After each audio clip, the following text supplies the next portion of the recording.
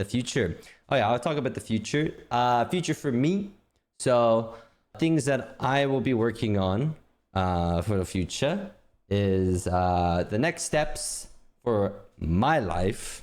Okay, there'll be some announcements very soon, and you'll see them shortly. But for year 5 of ALGS, I will be still continuing competitive. So don't you trip, chocolate chip. I'm still here. I will still be competing for a little bit more. Don't you trip. That being said, who are my teammates and you know, you'll find out. You'll find out eventually. So that's not my job. That's what's going on there. Yeah, that is that. I will talk about that type of stuff a little bit later in the future streams, but they will be announced very shortly. So don't worry on that stuff. The main things I want to talk about is the decisions on why I'm continuing and what I'm gonna be doing in the future, stuff like that. So I love it. I do think competing is really fucking fun, and I'm sure you guys can tell. You know, I've been a content creator. Well, I technically played professionally, content creator, professionally, whatever. Went back and forth, and obviously being a content creator means a lot to me, and I do really enjoy streaming and having that route. But I've also been really enjoying the competitive route. You know, I really want to win. I really want to just compete on the stage. You know what I'm saying? Just nothing about that. You know, is I feel like I can't get that same feeling through anything else I chase. And I've done a lot in my life, you know, so far in content creation. I will not lie that there has been a lot of things that I wanted to do as a content creator throughout like the past years, and I want to say that like I still want to do a lot of things in content creation, but as of right now, you know, like being somebody who kind of juggles both content creation and also competitive, it just never really worked, you know what I mean? And I do think that kind of shows in some side, like obviously the results, maybe just me as a person and stuff like that. So there's a lot of things that I kind of like in this vacation just really thought about, really kind of decided of like what I want to do and how I want to move forward. So I'll kind of explain that now. First things first is after this Japan LAN, I was thinking about quitting. I was thinking about just chalking it up, going home and just saying fuck it, we're a content creator, you know what I mean? I was ready to quit. I was ready to quit honestly a long time ago, to be honest. I think the time I was ready to quit when I first thought about it, I think I was ready to quit after LA LAN, and that was a long time ago. I think that was like at the beginning of the last year. So yeah, I was ready to quit then, and I kind of just didn't really want to do it anymore. And yeah, I think like over time, it's kind of just like things kept happening. I was like, oh, I really want to play, but I just like, you know, I needed something to change. And that's kind of when I decided to go move with Moist. And then after playing with the Moist boys, I was like, damn, fuck, we can win. Like, holy shit, we can. Like, you know what I mean? Like, obviously we didn't win or we didn't get close to like placing well, but like we were a strong team coming into that.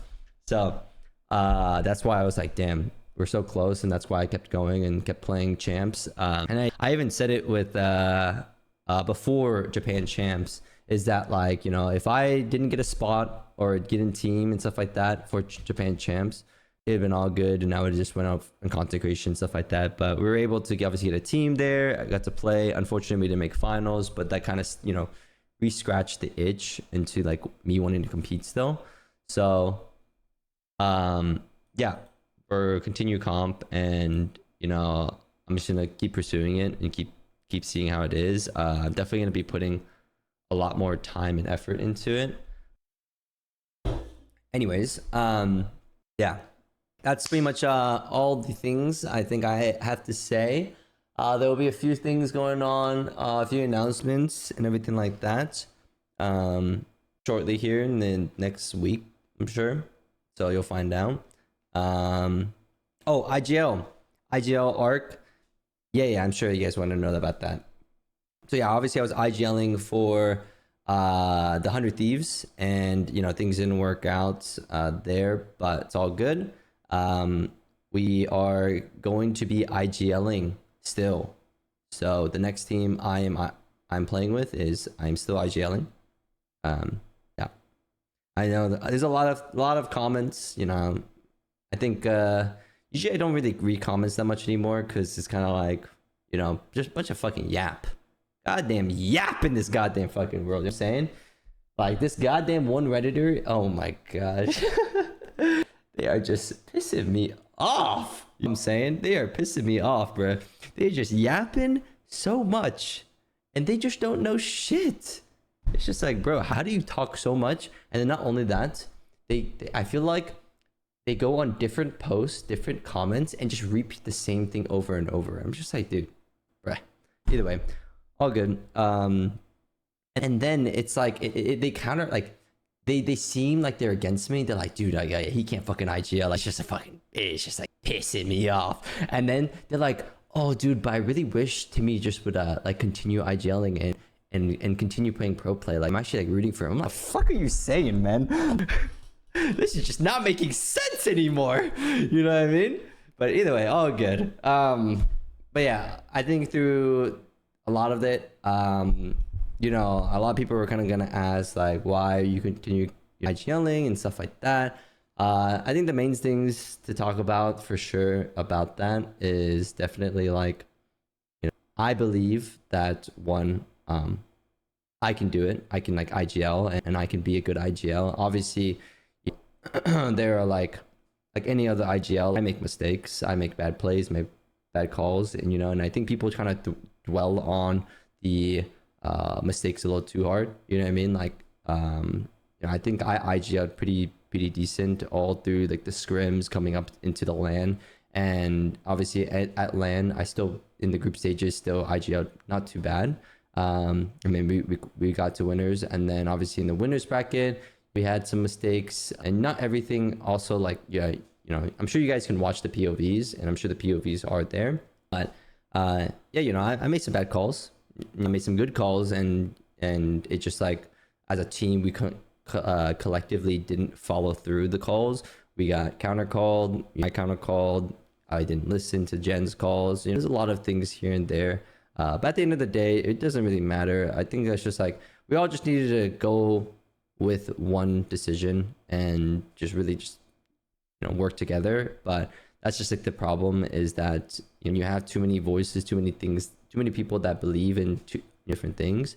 It just gets a lot like harder, and we just weren't compatible as a team. Obviously we're all pretty decent players, and I think that it could have worked, but it also made sense why it didn't work. So no big deal.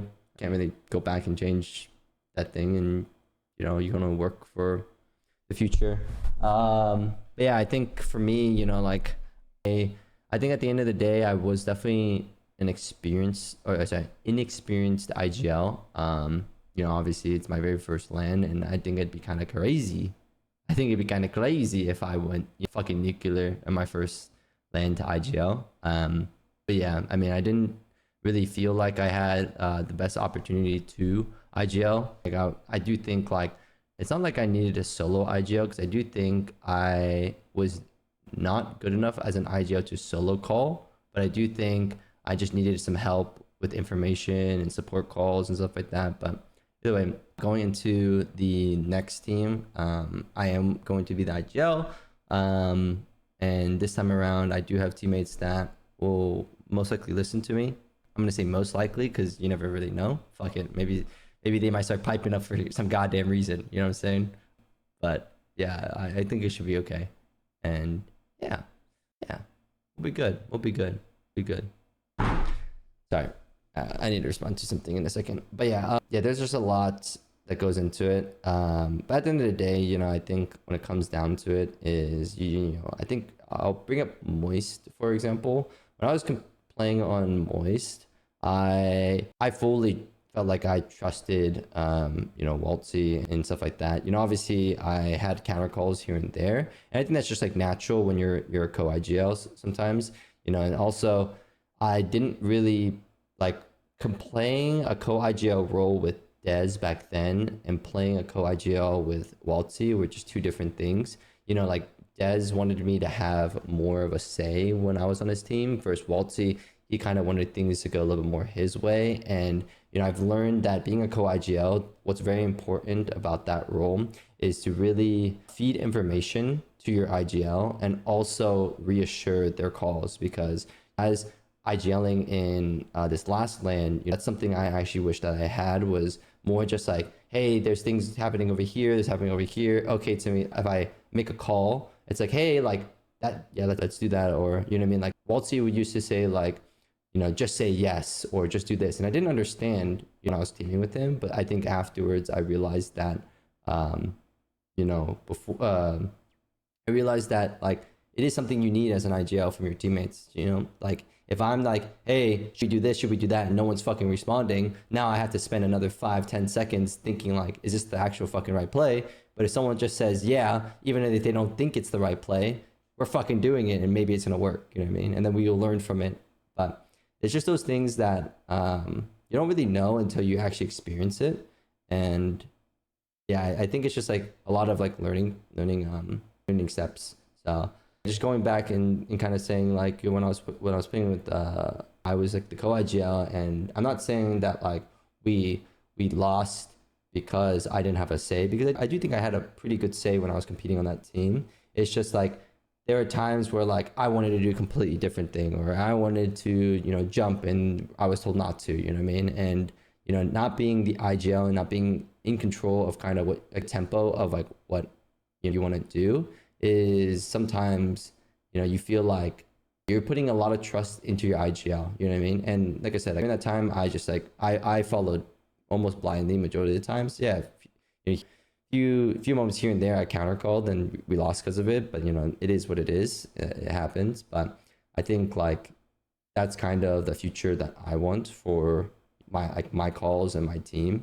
You know, is to like, I feel like I have a pretty good understanding of the game in general.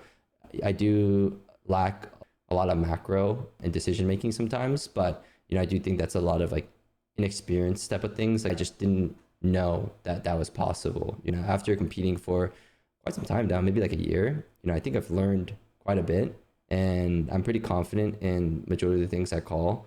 And there's just like a few things here and there, like, oh, I've never rotated from this side before, I've never played this spot before, so it's always going to be like a question mark if this is the right choice or not. But I do think with this next team, I'm gonna be pretty confident about majority of everything. So, and also like the coach and, you know, the analyst plays a big role into these things, and I believe that, you know, they'll really help me and, you know, shape into the player that I want to be.